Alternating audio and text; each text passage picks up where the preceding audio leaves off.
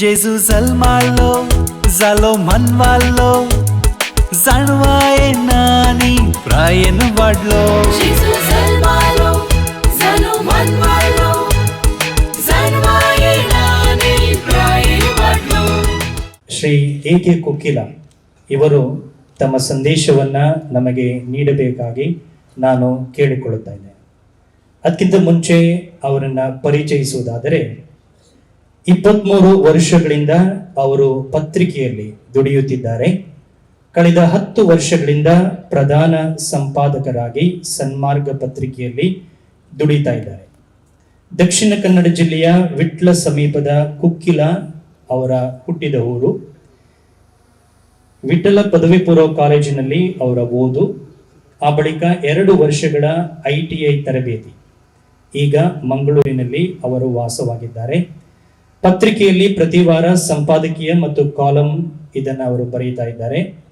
News ಚಾನೆಲ್ನಲ್ಲಿ ಪ್ರತಿ ವಾರ ಎಡಿಟೆಡ್ ಸ್ಪೀಕ್ ಕಾರ್ಯಕ್ರಮ ಮತ್ತು ಡಿಬೇಟ್ ಆಂಕರಿಂಗ್ ಅವರು ಮಾಡ್ತಾ ಇದ್ದಾರೆ. ಈವರೆಗೆ ಅವರು 11 ಕೃತಿಗಳನ್ನು ಪ್ರಕಟಪಡಿಸಿದ್ದಾರೆ. 2 ಕಥಾ ಸಂಕಲನಗಳು, 1 ಕಾದಂಬರಿ, 2 ಲಲಿತ ಪ್ರಬಂಧ ಸಂಕಲನ ಮತ್ತು ವೈಚಾರಿಕ ಬರಹಗಳ ಕೃತಿಗಳು.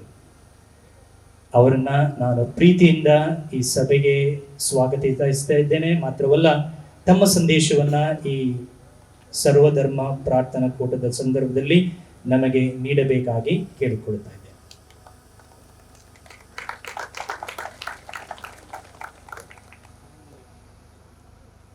ಬಿಸ್ಮಿಲ್ಲಾಹಿರ್ ರಹಮಾನಿರ್ ರಹೀಮ್.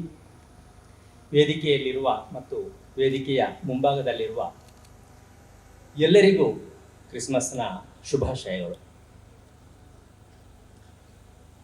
ಸುಮ್ಮನೆ ನಾವೆಲ್ಲರೂ ಕೂಡ ಒಂದು ಪ್ರಶ್ನೆಯನ್ನು ಕೇಳ್ಕೊಳ್ಳೋಣ. ನಾವು ಯಾಕೆ ಮುಸ್ಲಿಂ? ನಾವು ಯಾಕೆ ಹಿಂದೂ? ನಾವು ಯಾಕೆ ಕ್ರೈಸ್ತರು? ಸುಮ್ಮನೆ ಒಂದು 10 ಮಂದಿ ಮುಸ್ಲಿಮರು ಸೇರಿರುವಲ್ಲಿ, ಒಂದು 10 ಮಂದಿ ಹಿಂದೂಗಳು ಸೇರಿರುವಲ್ಲಿ, ಅಥವಾ 10 ಮಂದಿ ಕ್ರೈಸ್ತರು ಸೇರಿರುವಲ್ಲಿ ಬಿಡಿ ಬಿಡಿಯಾಗಿ ನೀವು ಯಾಕೆ ಮುಸ್ಲಿಂ ಅಂತ ಕೇಳಿದರೆ ಅವರಿಂದ ಯಾವ ರೀತಿಯ ಉತ್ತರಗಳು ಬರಬಹುದು ಅಂತ ನಾವು ನಿರೀಕ್ಷಿಸಬಹುದು ಅಂತ. ಬಹುತೇಕ ಯಾರಲ್ಲಿಯೂ ಕೂಡ ಏಕಪ್ರಕಾರ ಉತ್ತರ ಸಿಗುವ ಸಾಧ್ಯತೆ ಖಂಡಿತ ಇಲ್ಲ. ಒಂದು, ನಾನು ನಮಾಜ್ ಮಾಡ್ತೇನೆ ಆದ್ದರಿಂದ ಮುಸ್ಲಿಂ ಆಗಿದ್ದೇನೆ. ಒಂದು, ನನ್ನ ತಂದೆ ತಾಯಿ ಮುಸ್ಲಿಂ ಆದ್ದರಿಂದ ನಾನು ಮುಸ್ಲಿಂ ಆಗಿದ್ದೇನೆ. ಒಂದು, ನಾನು ಮಸೀದಿಗೆ ಹೋಗ್ತೇನೆ ಆದ್ದರಿಂದ ಮುಸ್ಲಿಂ ಆಗಿದ್ದೇನೆ. ಒಂದು, ನಾನು ಏಕದೇವನನ್ನು ಆರಾಧಿಸ್ತೇನೆ ಆದ್ದರಿಂದ ಮುಸ್ಲಿಂ ಆಗಿದ್ದೇನೆ. ಹೀಗೆ 10 ಮಂದಿ ಸಾಧಾರಣವಾಗಿ ಒಂದು 5-6 ರೀತಿಯಲ್ಲಾದರೂ ಉತ್ತರಿಸಬಹುದು. ಒಂದೇ ಧರ್ಮದವರು, ಒಂದೇ ಧರ್ಮವನ್ನ ಗುರುತಿಸಿಕೊಳ್ತಾರೆ, ಒಂದೇ ರೀತಿಯಲ್ಲಿ ಡ್ರೆಸ್ ಧರಿಸಿರ್ತಾರೆ, ಆದ್ರೆ ಅವರು ಕೊಡುವ ಉತ್ತರಗಳು ಏಕರೂಪ ಆಗಿರಲ್ಲ ಅಂತ. ನೀವು ಹಿಂದೂಗಳಲ್ಲಿ ಕೇಳಿದ್ರು ಕೂಡ ಬಗೆ ಬಗೆಯ ಉತ್ತರಗಳು ಸಿಗಬಹುದು, ಕ್ರೈಸ್ತರಲ್ಲಿ ಕೇಳಿದ್ರು ಕೂಡ ಬಗೆ ಬಗೆಯ ಉತ್ತರಗಳು ಸಿಗಬಹುದು. ಯಾಕೆ ಹೀಗೆ ಅಂತ ನನ್ನ ಮಟ್ಟಿಗೆ ಇದು ಧರ್ಮವನ್ನು ನಾವು ಗ್ರಹಿಸಿಕೊಂಡಿರೋದು ಅಂತ. ವೈವಿಧ್ಯಮಯವೇ ಧರ್ಮ ಅಂತ, ವೈವಿಧ್ಯತೆಯೇ ಅದು ಧರ್ಮ ಅಂತ. ಪವಿತ್ರ ಕುರ್ಆನಿನಲ್ಲಿ 114 ಅಧ್ಯಾಯಗಳಿವೆ, 6200ಕ್ಕಿಂತಲೂ ಅಧಿಕ ವಚನಗಳಿವೆ. ಆದ್ರೆ ಪವಿತ್ರ ಕುರ್ಆನಿನಲ್ಲಿ ಎಲ್ಲೂ ಕೂಡ ನಮಾಜ್ ಹೀಗೆಯೇ ಮಾಡಬೇಕು ಅಂತ ಎಲ್ಲೂ ಇಲ್ಲ. ಪವಿತ್ರ ಕುರ್ಆನಿನಲ್ಲಿ ನಮಾಜ್ನ ಸಂಖ್ಯೆ ಎಷ್ಟು ಅಂತ ಇಲ್ಲ. ನಮಾಜ್ನ ಸಂದರ್ಭದಲ್ಲಿ ಹೇಗೆ ಬಾಗಬೇಕು, ಹೇಗೆ ಸಾಷ್ಟಾಂಗ ನಡೆಸಬೇಕು, ಯಾವ ವಚನವನ್ನ ಓದಬೇಕು, ಯಾವುದರ ಉಲ್ಲೇಖವೂ ಇಲ್ಲ, ವಿವರಣೆಯೂ ಇಲ್ಲ. ಆದ್ರೆ ಪವಿತ್ರ ಕುರ್ಆನ್ನಲ್ಲಿ ಮನ್ ಹತಲ ನಫ್ಸಂ ಬಿಗೈರಿ ನಫ್ಸಿನ್ ಔ ಫಸಾದಿನ್ ಫಿಲ್ ಅರ್ದ್ ಫಕನ್ನಮಾ ಹತಲನ್ ನಾಸ ಜಮಿಯಾ ವಮನ್ ಅಹಿಯಾಹ ಫಕನ್ನಮಾ ಅಹಿಯನ್ ನಾಸ ಜಮಿಯಾ, ಈ ವಚನ ಇದೆ. ಇದರ ಅರ್ಥ, ಯಾರನ್ನಾದರೂ ನೀವು ಅನ್ಯಾಯವಾಗಿ ಕೊಂದ್ರೆ, ಹತ್ಯೆ ನಡೆಸಿದ್ರೆ, ಈ ಜಗತ್ತಿನ ಸಕಲ ಮನುಷ್ಯರನ್ನು, ಅದರಲ್ಲಿ ಹಿಂದೂಗಳಿದ್ದಾರೆ, ಮುಸ್ಲಿಮರಿದ್ದಾರೆ, ಕ್ರೈಸ್ತರಿದ್ದಾರೆ, ಎಲ್ಲರನ್ನು ಕೂಡ ಕೊಂದ ಪಾಪ ನಿಮ್ಮ ಮೇಲಿರುತ್ತೆ. ಯಾರಿಗಾದ್ರೂ ಜೀವದಾನ ಮಾಡಿದ್ರೆ ಈ ಜಗತ್ತಿನ ಸಕಲ ಮನುಷ್ಯರಾಗಿ ಜೀವದಾನ ಮಾಡಿದ ಪುಣ್ಯ ನಿಮ್ಮ ಪಾಳಲ್ಲಿರುತ್ತದೆ. ಇದು ಯಾಕೆ ಅಂತ ನಮಾಜನ್ನು ಹೇಳದ ಪವಿತ್ರ ಕುರ್ಆನ್ ಈ ಜಗತ್ತಿನ ಬಂಧುತ್ವದ ಬಗ್ಗೆ ಯಾಕೆ ಹೇಳಬೇಕು? ಈ ಜಗತ್ತಿನ ಸರ್ವ ಮನುಷ್ಯರ ಬಗ್ಗೆ ಒಳಿತಿನ ಮಾತುಗಳನ್ನು ಯಾಕೆ ಹೇಳಬೇಕು ಅಂತ. ಇದೇ ಪವಿತ್ರ ಕುರ್ಆನ್ನಲ್ಲಿ ಬೇಕಾದ್ರೆ ನಿಮಗೆ ಅಧ್ಯಾಯ 6 ವಚನ 7 ಅಂತ ಹೇಳ್ಬೋದು. ವಲ ತಸುಬ್ಬುಲ್ಲದೀನ ಯದೂನ ಮಿನ್ ದೂನಿಲ್ಲ, ಇದು ಪವಿತ್ರ ಕುರ್ಆನ್ ನಲ್ಲಿದೆ. ನಮಾಜ್ನ ಬಗ್ಗೆ ಹೇಳದ ಪವಿತ್ರ ಕುರ್ಆನ್ ಇನ್ನೊಬ್ಬರ ಆರಾಧ್ಯರನ್ನು ತೆಗಳಬಾರದು ಅಂತ ಪವಿತ್ರ ಕುರಾನ್ನಲ್ಲಿದೆ. ಯಾಕೆ ಹಾಗೆ ಹೇಳ್ಬೇಕು ಅಂತ, ಇನ್ನೊಬ್ಬರ ಆರಾಧ್ಯರನ್ನು ತೆಗಳಬಾರದು ಅಂತ ಯಾಕೆ ಹೇಳುತ್ತೆ? ಪವಿತ್ರ ಕುರಾನಿನಲ್ಲಿ ಯಾ ಅಯ್ಯುಹನ್ನಾಸ್ ಇನ್ನಾ ಖಲಕ್ನಾಕುಂ ಮಿನ್ ذಕರಿನ್ ವ ಉನ್ಸಾ ವಜಅಲ್ನಾಕುಂ ಮಿನ್ ಶುಊಬನ್ ವ ಕಬಾಯಿಲ ಲಿತಆರಫು ಇನ್ನ ಅಕ್ರಮಕುಂ ಇಂದಲ್ಲಾಹಿ ಅತ್ಕಾಕುಂ. ಇದು ಪವಿತ್ರ ಕುರಾನ್ನಲ್ಲಿದೆ. ಯೋ ಮನುಷ್ಯರೇ, ನಿಮ್ಮೆಲ್ಲರನ್ನು ಕೂಡ ಓರ್ವ ತಂದೆ ಮತ್ತು ತಾಯಿಯಿಂದ ಸೃಷ್ಟಿಸಲಾಗಿದೆ, ಆದ್ರಿಂದ ನೀವೆಲ್ಲರೂ ಸಮಾನರು ಅಂತ. ಪವಿತ್ರ ಕುರಾನಿನಲ್ಲಿ ನ್ಯಾಯದ ಬಗ್ಗೆ ಬಹಳ ಪ್ರಬಲವಾಗಿ ಹೇಳಲಾಗಿದೆ. ಎಲ್ಲಿಯವರೆಗೆ ಅಂತ ಹೇಳಿದ್ರೆ, ನ್ಯಾಯ ಎಲ್ಲಿಯವರೆಗೆ ನೀವು ದೃಢವಾಗಿ ಇರಬೇಕು ಅಂತ ಹೇಳಿದ್ರೆ, ಒಂದು ವೇಳೆ ನ್ಯಾಯ ನಿನ್ನ ಹೆತ್ತವರ ವಿರುದ್ಧ ಇದ್ರೆ, ಹಿಂದೂಗಳ ವಿರುದ್ಧ ಕ್ರೈಸ್ತರ ವಿರುದ್ಧ ಅಂತ ಹೇಳಿಲ್ಲ, ನ್ಯಾಯ ನಿನ್ನ ಹೆತ್ತವರ ವಿರುದ್ಧ ಇದ್ರೆ ನೀವು ಹೆತ್ತವರ ಜೊತೆ ನಿಲ್ಬಾರ್ದು ಅಂತ. ಇದು ಕೂಡ ಪವಿತ್ರ ಕುರಾನ್ನ ವಚನ. ಯಾಕೆ ಹೀಗೆ ಹೇಳಲಾಗುತ್ತೆ ಅಂತ ಹೇಳಿದ್ರೆ, ಜಗತ್ತಿನಲ್ಲಿ ಬಂಧುತ್ವ ಇರಬೇಕು ಅಂತ, ಮನುಷ್ಯರ ನಡುವೆ ಸಂಬಂಧ ಇರಬೇಕು, ಮನುಷ್ಯರೆಲ್ಲರೂ ಸಮಾನರು. ನ್ಯಾಯ ಹಿಂದೂಗಳಿಗಾದ್ರೆ ಹಿಂದೂಗಳ ಜೊತೆ ನಿಲ್ಬೇಕು, ನ್ಯಾಯ ಕ್ರೈಸ್ತರ ಜೊತೆಯಾಗಿದ್ರೆ ಕ್ರೈಸ್ತರ ಜೊತೆ ನಿಲ್ಬೇಕು, ಮುಸ್ಲಿಮರ ಜೊತೆ ಇದ್ರೆ ಮುಸ್ಲಿಮರ ಜೊತೆ ನಿಲ್ಬೇಕು, ನಿನ್ನ ಹೆತ್ತವರ ವಿರುದ್ಧ ಇದ್ರೆ ನ್ಯಾಯದ ಜೊತೆ ನಿಲ್ಬೇಕು. ಇಂಥ ವಚನಗಳನ್ನು ಯಾಕೆ ಪವಿತ್ರ ಕುರಾನ್ ಹೇಳಿತ್ತು ಅಂತ. ನಮಾಜಿನ ಬಗ್ಗೆ ಹೇಳದ ಪವಿತ್ರ ಕುರಾನ್ ಯಾಕೆ ಇಂತಹ ಬಂಧುತ್ವದ ವಚನಗಳನ್ನು ಹೇಳುತ್ತೆ ಅಂತ ಹೇಳಿದ್ರೆ, ಈ ಜಗತ್ತಿನಲ್ಲಿ ಜನರೆಲ್ಲರೂ ಏಕ ರೀತಿಯಲ್ಲಿ ಬದುಕಬೇಕು ಅಂತ, ಚೆನ್ನಾಗಿ ಬದುಕಬೇಕು, ಜಗಳ ಇಲ್ಲದೆ ಬದುಕಬೇಕು, ನ್ಯಾಯದಲ್ಲಿ ನಿಷ್ಠವಾಗಿರಬೇಕು.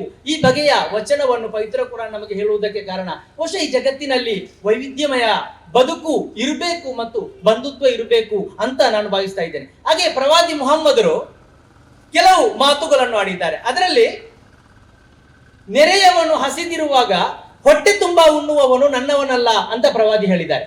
ನೆರೆಯವನ ಧರ್ಮವನ್ನು ಪ್ರವಾದಿ ಹೇಳಿಲ್ಲ, ಆತ ಯಾವ ಧರ್ಮದವನು ಆಗಿರಬಹುದು, ಆದ್ರೆ ಆತ ಹಸಿದಿರುವಾಗ ಹೊಟ್ಟೆ ತುಂಬಾ ಉಣ್ಣುವುದಾದ್ರೆ ನೀನು ಮುಸ್ಲಿಂ ಅಲ್ಲ ಅಂತ ಪ್ರವಾದಿ ಹೇಳಿಕೊಟ್ಟರು. ಪ್ರವಾದಿ ಹೇಳಿದ್ರು ಬಲಶಾಲಿ ಅಂದ್ರೆ ಯಾರು ಅಂತ. ಬಲಶಾಲಿ ಅಂತ ಹೇಳಿದ್ರೆ ಜಟ್ಟಿ ಅಲ್ಲ ಅಂತ ಹೇಳಿದ್ರು. ಈ ಕುಸ್ತಿಯ ಕಣದಲ್ಲಿ ಯಾರು ಹೋರಾಟ ಮಾಡಿ ಗೆಲ್ತಾರೋ ಅವರು ಬಲಶಾಲಿ ಅಲ್ಲ. ಯಾರು ಕೋಪವನ್ನು ನುಂಗಿ ಸಹನೆಯನ್ನು ವಹಿಸ್ತಾನೋ ಆತ ಬಲಶಾಲಿ ಅಂತ ಪ್ರವಾದಿ ಮುಹಮ್ಮದ್ ಸಲ್ಲಲ್ಲಾಹು ಅಲೈಹಿ ವಸಲ್ಲಂ ಹೇಳಿದ್ರು. ಪ್ರವಾದಿ ಹೇಳಿದ್ರು, ಬೆವರು ಆರುವುದಕ್ಕಿಂತ ಮೊದಲು ಅವರ ವೇತನವನ್ನು ಕೊಟ್ಟು ಬಿಡಿ. ಯಾರು ಅಂತ ಹೇಳಿಲ್ಲ, ಆ ವೇತನಕ್ಕೆ ಅರ್ಹರಾದವರು ಮುಸ್ಲಿಮರ ಹಿಂದೂಗಳು ಅಂತ ಹೇಳಿಲ್ಲ. ಬೆವರು ಆರುವುದಕ್ಕಿಂತ ಮೊದಲು ಇನ್ನೊಬ್ಬರ ವೇತನವನ್ನ ಕೊಟ್ಟು ಬಿಡಿ ಅಂತ ಪ್ರವಾದಿ ಮುಹಮ್ಮದ್ ಸಲ್ಲಲ್ಲಾಹು ಅಲೈಹಿ ವಸಲ್ಲಂ ಹೇಳಿದ್ರು. ಪ್ರವಾದಿ ಹೇಳಿದ್ರು, ನೀವು ಈಗ ರಸ್ತೆಯಲ್ಲಿ ನಡೆಕೊಂಡು ಹೋಗುವಾಗ ಒಂದು ಕಲ್ಲನ್ನು ಸರಿಸುವುದು ಅದು ನಿಮ್ಮ ಪಾಲಿಗೆ ಪುಣ್ಯ ಅಂತ. ಯಾರಿಗಾದ್ರೂ ತೊಂದರೆ ಆಗಬಾರದು ಅಂತ ನೀವು ಕಲ್ಲನ್ನು ಸರಿಸುವುದು ನಿಮ್ಮ ಪಾಲಿಗೆ ಪುಣ್ಯ. ಪ್ರವಾದಿ ಹೇಳಿದ್ರು, ಹೀಗೆ ನಡ್ಕೊಂಡು ಹೋಗುವಾಗ ಯಾರಿಗಾದ್ರೂ ನಗುವನ್ನು ಸೂಸುವುದು ಅದು ನಿಮ್ಮ ಪಾಲಿಗೆ ಪುಣ್ಯ ಅಂತ. ಇದರಲ್ಲಿ ಧರ್ಮ ಇಲ್ಲ ಅಂತ. ಈ ಇಡೀ ವಚನಗಳಲ್ಲಿ ಯಾವುದರಲ್ಲಿಯೂ ಕೂಡ ಪ್ರವಾದಿ ಮುಸ್ಲಿಮರಿಗೆ ನಗು ಸೂಸಿದ್ರೆ ನಿಮಗೆ ಪುಣ್ಯ, ಹಿಂದೂಗಳಿಗೆ ನಗು ಸೂಸಿದ್ರೆ ನಿಮಗೆ ಪಾಪ ಅಂತ ಪ್ರವಾದಿ ಹೇಳಿಲ್ಲ.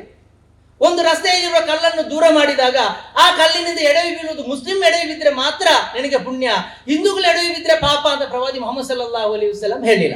ಅಂದ್ರೆ ಸಾರ್ವತ್ರಿಕವಾದ ಮೌಲ್ಯಗಳನ್ನು ಧರ್ಮಗಳು ಹೇಳಿಕೊಡುತ್ತೆ ಅಂತ. ಸಾರ್ವತ್ರಿಕವಾದ ಮೌಲ್ಯಗಳನ್ನು ಧರ್ಮ ಹೇಳಿಕೊಡುತ್ತೆ. ನಿಮಗೆ ಒಂದು ಉದಾಹರಣೆಯನ್ನು ಕೊಡುತ್ತೇನೆ. ಇಸ್ಲಾಮಿನ ದ್ವಿತೀಯ ಖಲೀಫಾ ಅಂತ ಹೇಳ್ತಾರೆ, ಎರಡನೇ ಪ್ರಧಾನಮಂತ್ರಿ. ಪ್ರವಾದಿ ತೀರಿ ಹೋದ ಬಳಿಕ ಎರಡನೇ ಆಡಳಿತಾಧಿಕಾರಿಯಾದ ಉಮರ್ ಅಂತ ಇದ್ದಾರೆ. ಅವರ ಕಾಲದಲ್ಲಿ ಒಂದು ಘಟನೆ ನಡೆಯುತ್ತೆ. ಅವರ ಕಾಲದಲ್ಲಿ ಓರ್ವ ಮುಸ್ಲಿಂ ವ್ಯಕ್ತಿ ವಿಗ್ರಹದ ಮೂಗು ಮುರಿತಾನೆ. ಆ ಕಾಲದಲ್ಲಿ ವಿಗ್ರಹವನ್ನು ಆರಾಧಿಸುವವರು ಕೂಡ ಅವರ ಆಡಳಿತದ ಜಾಗದಲ್ಲಿ ಇದ್ದರು. ಆಗ ಕೇಸು 2 ಕೋರ್ಟ್ ಆದ ಮೇಲೆ ಅವರ ಬಳಿಗೆ ಬರುತ್ತೆ. ಆಗ ಖಲೀಫರು ಮೇನ್ ಜಡ್ಜ್ ಆಗಿರ್ತಾರೆ. ಆಗ ಅವರು ಕೇಳಿದಾಗ ಅವರು ಹೇಳ್ತಾರೆ ವಿಗ್ರಹದ ಮೂಗು ಮುರಿದಿದ್ದಾನೆ ಅಂತ. ಆಗ ಅದನ್ನು ಇಬ್ಬರನ್ನು ಕರೆದಾಗ ವಿಷಯ ಸತ್ಯ ಅಂತ ಗೊತ್ತಾಗುತ್ತೆ. ಆಗ ಉಮರ್ ಹೇಳುತ್ತಾರೆ, ಖಜಾನೆಯಿಂದ ಹಣವನ್ನು ಪಾಸ್ ಮಾಡಿ ಹೇಳ್ತಾರೆ ಆ ವಿಗ್ರಹದ ಮೂಗನ್ನು ಸರಿಪಡಿಸಬೇಕು. ಆದ್ರೆ ಶಿಕ್ಷೆ ಇಲ್ಲಿಗೆ ಮುಗಿಯುವುದಿಲ್ಲ. ಉಮರ್ ಹೇಳ್ತಾರೆ, ಯಾರು ವಿಗ್ರಹದ ಮೂಗು ಮುರಿದಿದ್ದಾನೋ ಆತನ ಮೂಗನ್ನು ಮುರಿಬೇಕು. ಯಾಕೆ ಹಾಗೆ ಮಾಡಬೇಕು ಅಂತ ಹೇಳಿದ್ರೆ, ಆತ ಎಲ್ಲೆಲ್ಲ ಸಾಕ್ತಾನೋ ಅಲ್ಲೆಲ್ಲಿಗೆಲ್ಲ ಒಂದು ಸಂದೇಶ ಹೋಗಬೇಕು. ಯಾಕೆಂತ ಹೇಳಿದ್ರೆ, ವಿಗ್ರಹದ ಮೂಗು ಮುರಿದದ್ದಕ್ಕಾಗಿ ಈತನ ಮೂಗು ಮುರಿದಿದ್ದೇವೆ, ಇನ್ನು ಯಾರು ಕೂಡ ಇಂತಹ ತಪ್ಪು ಕೃತ್ಯ ಮಾಡಬಾರದು. ಈ ಬಗೆಯ ಸಂದೇಶವನ್ನು ಉಮರ್ರಿಗೆ ಸಾರಲಿಕ್ಕೆ ಸಾಧ್ಯ ಆಗಿದ್ರೆ ಅದು ಧರ್ಮದ ಮೌಲ್ಯಗಳು ಅಂತ ನಾನು ಭಾವಿಸ್ತೇನೆ. ನನಗೆ 5 ನಿಮಿಷ 6 ನಿಮಿಷ ಏನು ಕೊಟ್ಟಿದ್ದಾರೆ.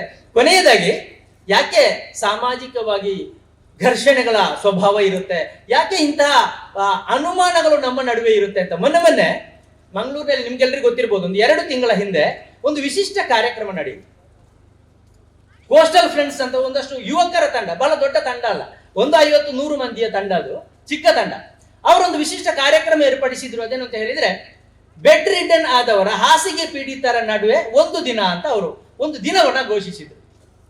ಈ ಸಮಾಜದಲ್ಲಿ 5 ವರ್ಷ, 10 ವರ್ಷ, 15 ವರ್ಷ ಬೆಡ್ ರಿಡನ್ ಆದವರು, ಹೊರ ಜಗತ್ತಿಗೆ ಬರದವರು, ಆಸ್ಪತ್ರೆ ಮತ್ತು ಮನೆಯ ಹೊರತಾಗಿ ಬೇರೆ ಕಡೆ ಹೋಗದವರು, ಮಲಗಿದಲ್ಲೇ ಬಾಕಿಯಾದವರಿಗೆ ಒಂದು ದಿನವನ್ನು ಪೂರ್ತಿಯಾಗಿ ಕೊಡುವುದು. ಅವ್ರು ಎಲ್ಲಿಗೆಲ್ಲ ಬಯಸ್ತಾರೋ ಅಲ್ಲಿಗೆಲ್ಲ ಅವರನ್ನು ಕರ್ಕೊಂಡು ಹೋಗುದು.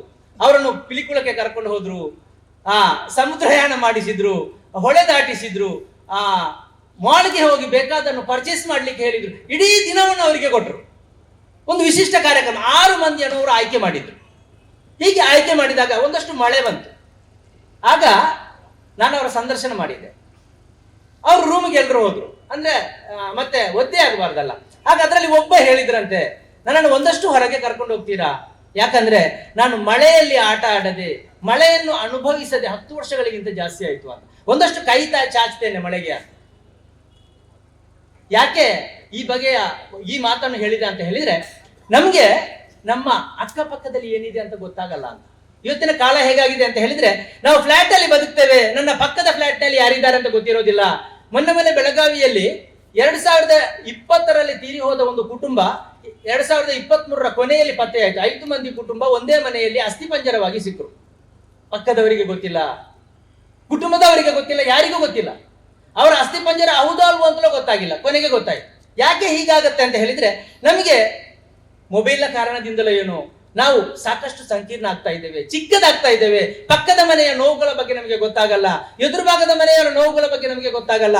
ನಾವು ಸಾಕಷ್ಟು ಚಿಕ್ಕದಾಗಿ, ನಮ್ಮ ಪರಿಸರ ಚಿಕ್ಕದಾಗ್ತಾ ಇದೆ. ನನ್ನ ಮಟ್ಟಿಗೆ ನಮ್ಮ ಬಂಧುತ್ವ ಹೆಚ್ಚಾಗಬೇಕಾದ್ರೆ ಕನಿಷ್ಠ ನನ್ನ ಮನೆಯ ಎದುರು ಭಾಗದ 2 ಮನೆ, ನನ್ನ ಹಿಂಭಾಗದ 2 ಮನೆ, ನನ್ನ ಎಡಭಾಗದ 2 ಮನೆ ಮತ್ತು ನನ್ನ ಬಲಭಾಗದ 2 ಮನೆ, ಹೀಗೆ 8 ಮನೆಗಳೊಂದಿಗೆ ಪ್ರತಿಯೊಬ್ಬರು ಕೂಡ ಸಂಪೂರ್ಣ ಸಂಬಂಧವನ್ನ ಇಟ್ಟುಕೊಳ್ಳೋದು. ಆ ಮನೆಯ ನೋವುಗಳು ನನ್ನ ನೋವಾಗಬೇಕು, ಆ ಮನೆಯ ಖುಷಿ ನನ್ನ ಖುಷಿ ಆಗಬೇಕು, ಆ ಮನೆಯ ದುಃಖ ನನ್ನ ದುಃಖ ಆಗಬೇಕು. ಆ ಮನೆಯಲ್ಲಿ ಏನಾಗುತ್ತೋ, ಆ ಮನೆಯಲ್ಲಿ ವೃದ್ಧರಿದ್ದಾರಾ, ಆ ಮನೆಯಲ್ಲಿ ಶಾಲೆಗೆ ಶುಲ್ಕವನ್ನು ಪಾವತಿಸಲು ಸಾಧ್ಯ ಇಲ್ಲದ ಮಕ್ಕಳಿದ್ದಾರಾ, ಮದುವೆಯಾಗದ ಸಹೋದರಿಯರಿದ್ದಾರಾ, ಕಷ್ಟದಲ್ಲಿರುವವರಿದ್ದಾರಾ, ಒಂದು ಹೊತ್ತಿನ ಊಟ ಮಾಡಲು ಸಾಧ್ಯ ಇಲ್ಲದವರಿದ್ದಾರಾ. ಇಂತಹ ಒಂದು ಪಟ್ಟಿ ನಮಗೆ ಈ 8 ಮನೆಗಳು ನಮ್ಮಲ್ಲಿ ಇರಬೇಕು. ಹೀಗಾದ್ರೆ ಮನುಷ್ಯರ ನಡುವೆ ಯಾವ ಜಗಳವೂ ಕೂಡ ಆಗಲ್ಲ. ಯಾಕೆಂದ್ರೆ ಪ್ರತಿದಿನ ನಾನು ಅವರಿಗೆ ತಲುಪುವಾಗ ನಾವೇನು ಅಂತ ಅವರಿಗೆ ಗೊತ್ತಿರುತ್ತೆ, ಅವರ ಭಾವನೆಗಳು ನಮ್ಗೆ ಗೊತ್ತಿರುತ್ತೆ. ನಾವು ಎಂದೂ ಕೂಡ ಜಗಳ ಮಾಡಲ್ಲ.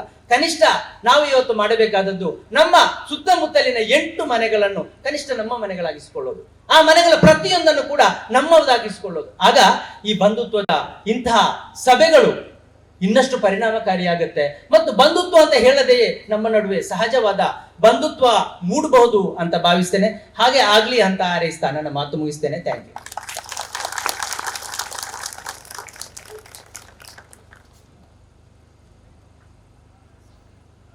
ನಮ್ಮ ನೆರೆಹೊರೆಯ ಕುಟುಂಬಗಳ ಆಗು ಹೋಗುಗಳಲ್ಲಿ, ನೋವು ನಲಿವುಗಳಲ್ಲಿ ನಾವು ಒಂದಾದರೆ ಸ್ವರ್ಗ ಈ ಭುವಿಯಲ್ಲಿಯೇ ಸಾಧ್ಯ.